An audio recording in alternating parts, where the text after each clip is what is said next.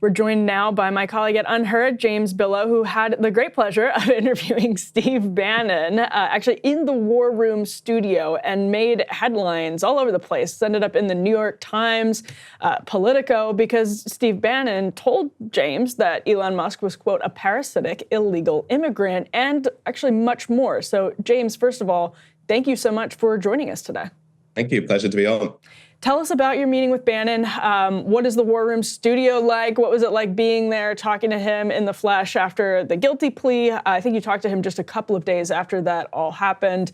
How were his spirits? He was in a great mood, and that's a pretty garrulous chap. I'm sure that'll come as no surprise whatsoever. But it was 2 days that he pled guilty to the board of Wall Street. But more importantly, in his eyes, there was nomination or confirmation of Robert F. Kennedy, which he was in a very good mood about. I think the thing with Bannon is that although he's red lines with the keys and he's very positive about the likes of Tulsi and Robert F. Kennedy joining the movement. He's very big on the Maha stuff.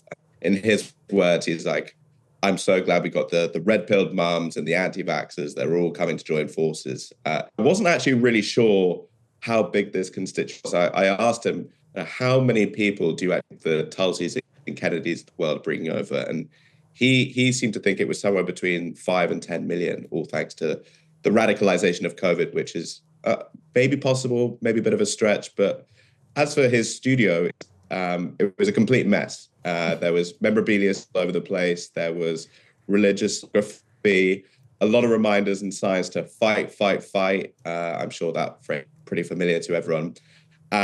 But he's very diligent about what he does. He has markings all over these little newspapers, Wall Street Journal, FT, and that has MSNBC on the background because he covered MAGA better than anyone else on the right does. So, yeah, he's a very interesting chap, and it was good to speak with him and spend so long with him. One of the things you picked up on was his ambivalent relationship with Elon Musk at this point, where on the one hand, he says Elon Musk is a parasitic illegal immigrant and the tech bros need to be driven out of this coalition. On the other hand, he says, right now, I trust Trump because Trump is using Musk as a blunt force instrument to go after the administrative state. Now, Bannon is not one for austerity. Now, he'll talk about how the deficit and the debt are out of control and the country needs to do something about that. But he does not want to go after Medicaid, Social Security, Medicare. He does not want tax cuts for the rich. He's fine with the tax cuts, no tax on tips, that sort of thing. That he hates the administrative state. Musk and Russ Vogt, seem much more to be driving towards real austerity, like genuine austerity. Mm-hmm. What's Bannon's relationship to Vogt, Trump's OMB director? Because Bannon's anti-austerity cred is undermined if he's too close to Vogt. So how should we think about where Bannon is on this question? I agree because his MAGA worldview coheres in a lot of respect. There's these kind of populist measures that he is in favor of enforcing, as you mentioned, no taxes on overtime and no tax on tips and that kind of thing, while at the same time reduce spending in the defense industry of the Pentagon. The weird thing is he's actually got a very good relationship with Russ, even though he is this kind of arch austerian, as you mentioned. In the Wall Street Journal piece that came or so before mine, when they're doing a tour around his studio, he got a call from Russ Vogt, basically outlining, you're the one in charge, not go and do your job. A bit further than that, he was quite keen to show off. I think he broke up a little bit there. What was the call? What was the relationship there? Oh, sorry. So he got a call from Russ Vogt basically asking for his advice. And it was the effect of, from Bannon's response, that you're in charge here, you can decide. And I asked him a bit more about this in our meeting. And he said he has a very good relationship with Russ Vogt. He says, look, you're the one in charge now. Don't push you around. Doge is the one that has been elected or appointed. You are the one in charge. Now, what I found strange was, as you mentioned, Russ Vought is this kind of ultra-austerian, tax libertarian type. And I said, well, why have you got such a close relationship with this guy? And he's like, he's been a part of the alliance for 8+ years. I trust him. It always seems to come down to this trust. And again, with Trump, you employing all these measures like, are you going to renew the 2017 jobs and tax cuts, even though that's going to increase the deficits? I just backed Trump to make the right decision. I just backed Trump to keep Musk and the other wrangled. So it does seem to be this weird paradox, contradiction in his worldview that I can't head around. But yeah, he's a big fan of Russ Vought. He's a big fan of Project 2025. He said he loved the document. The only thing he didn't like were the entitlements and stuff like that, which again, because that is a big part of what Russ Vought is about. Well, Emily, can you help us with that? Like, how do we disentangle this? Because if Bannon does trust Russ Vought, then I'm out of here. Like, come on, like, what's going on here? Bannon's no longer I'm off the Bannon train. The hero.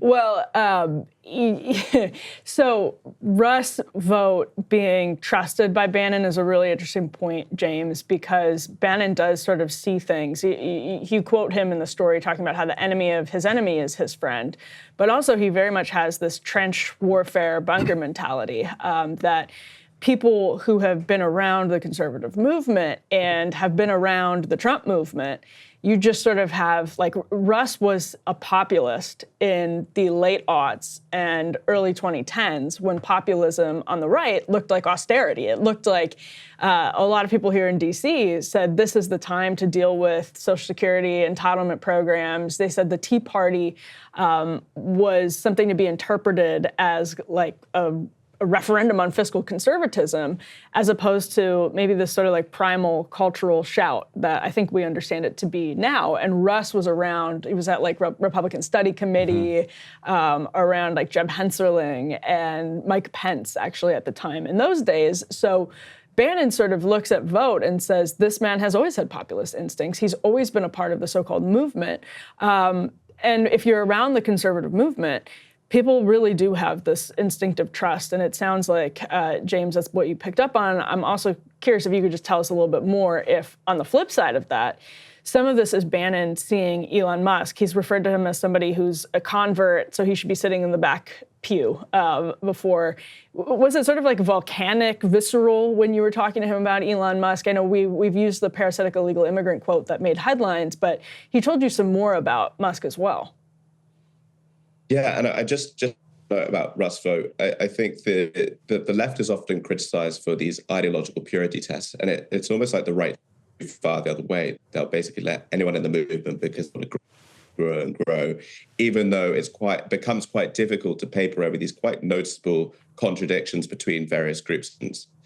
As for Musk, he was definitely at his most animated when about him. I don't know if you guys remember this. When what? An interview. Bannon did an interview. I don't know if you remember this, but Bannon did an interview with an Italian newspaper just before Inauguration Day where he was asked about Elon. And that's when he is a truly evil guy and did everything in my power to run him out of office before inauguration. He obviously failed in that. And I brought this up and I said, well, what do you plan to do now? And again, it's this weird paradox because he said, well, I think the last 3 weeks of administration has confirmed that Musk is indeed evil. The Doge cuts being completely performative. They haven't accomplished anything. Oh, and by the way, he's an agent of Chinese influence. I was like, well, then why the hell are you staying in office? Why aren't you pushing to get him out? And he says, I just trust Trump. Trump is going to keep an eye on him. He has served a purpose. He's, as you mentioned, Ryan, he is this armor-piercing shell taking on this administrative shape. Because let's not forget, that was one of the 3 totems of his 2017 platform, and he still is absolutely desperate to take on this what he calls Praetorian Guard, and if that means wrangling the tech bros and the world's richest man, then he's absolutely going to be doing it. James Billow of Unheard, thank you so much for your time this morning. I know you're probably inundated with people being like, damn, tell me more about that conversation. So thank you. Thanks. Hey, if you like that video, hit the like button or leave a comment below. It really helps get the show to more people. And if you'd like to get the full show, ad-free, and in your inbox every morning, you can sign up at breakingpoints.com. That's right. Get the full show, help support the future of independent media at breakingpoints.com.